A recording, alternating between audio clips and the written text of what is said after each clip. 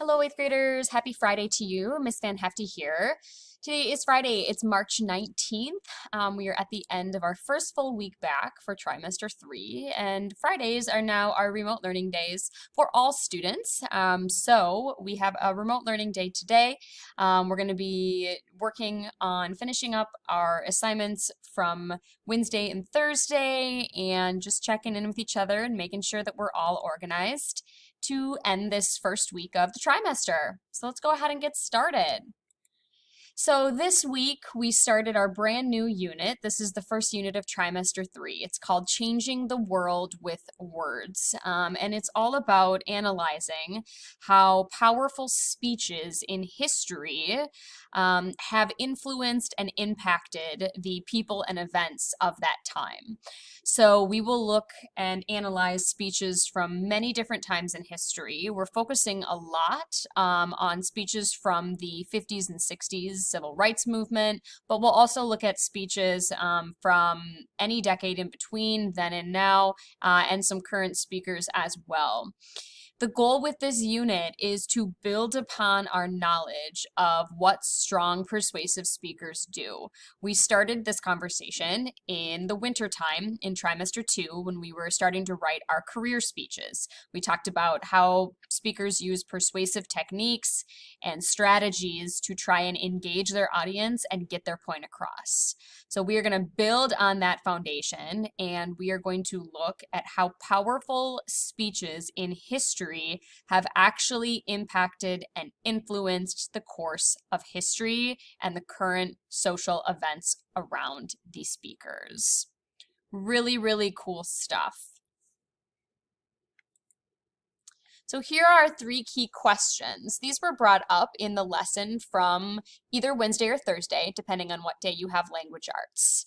So as we start examining powerful speeches from then and now, whatever year it might be or whatever historical time period it might be, there are 3 key questions we want to think about. Number 1, who is it that this person is trying to convince? So when there is a speaker trying to convince someone of something, who is their target audience? Who are they hoping will hear them and accept the message they're sharing?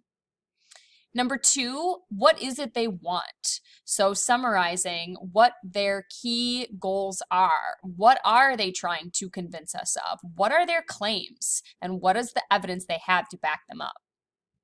And finally, number 3 refers to the historical context. What current events are they referring to? So with this unit, we are not only thinking about what the speakers are saying and what techniques they're using. We need to look at the bigger picture. What are events that are happening in society at that time that are influencing the arguments they're trying to make? All right, so we started on Wednesday and Thursday an assignment called Powerful Speeches Notes Grid. Let's just do a quick review as to what this was. There are 6 speech links on the left-hand column, and all of them are actually linked in blue. So if you hover over and click, all these links go to the YouTube videos of the speeches. They are in chronological order, which means they go in order from the oldest, starting in 1941, to the most recent, which is from 2017. Okay. A lot of these speeches are 5 minutes or less. There are a few that are longer, especially as you get into the more recent years. But there is a note at the top. For the longer ones, you only need to watch the first 3 or 4 minutes. You're more than welcome to watch the entire thing, but it's only required to watch the first 3 to 4 minutes. After you are done viewing and listening to the speech, you will answer our 3 key questions. Who is this person trying to convince?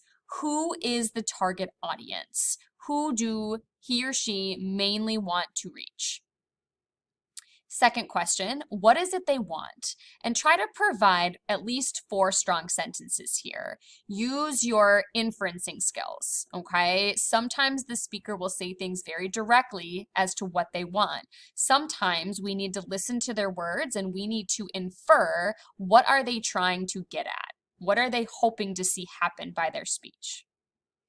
And finally, number 3, What current events and or conflict are they speaking of? So take a listen or a watch again if needed and try and figure out what is happening around them at this moment. Is there a war going on? Is there conflict going on? Is something happening with politics? Is something happening with a major crisis? Is there a natural disaster? What is happening that they are speaking of? And try to give as many details as you can pull out from the speech. At least 4 sentences, but you can have more.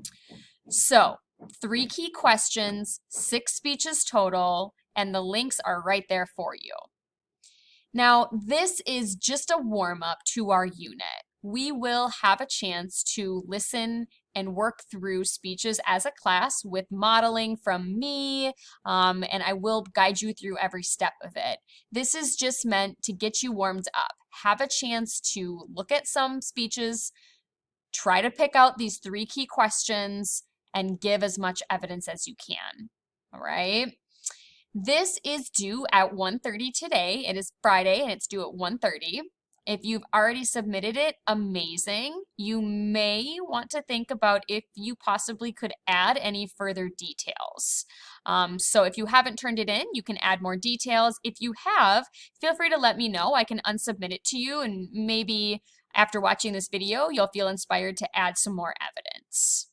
When you are completely done, then we are working on getting used to having independent reading time this 3rd trimester. If you are coming into the classroom as a hybrid student on either A days or B days, you will have some structured time in the classroom for silent independent reading time. And you'll be able to actually visit the classroom library or the school library downstairs, and you'll be able to check out books. If you are not a hybrid student and you will be reading from home, I did want to point out to you that there is a blue book and short story resource and link folder on all of the class Schoology pages. If I uncollapse that, I have short story options, websites with free books online, and library card instructions page. Okay, these are from the beginning of the year, but I do update them if I find new things to add. So you can click on any of these and it will give you resources of things that you can read. Of course, some students have books at their own home as well, and you're more than welcome to read a book you already have. That works too. Okay, so with any remaining time, you will spend a time selecting an independent reading story, book, or article and have some time to read with that. Please make sure that you also do not forget to do the attendance check-in. Remember, especially now on Fridays when we don't always have live Zooms together, it's important that you do the attendance check-in so that you are marked present for Friday. Okay. I will be on email all day. Please email me right away if you have any questions about anything, and I will get back to you quickly. Well, happy speech viewing, happy reading, happy writing, and we'll talk soon. Thanks.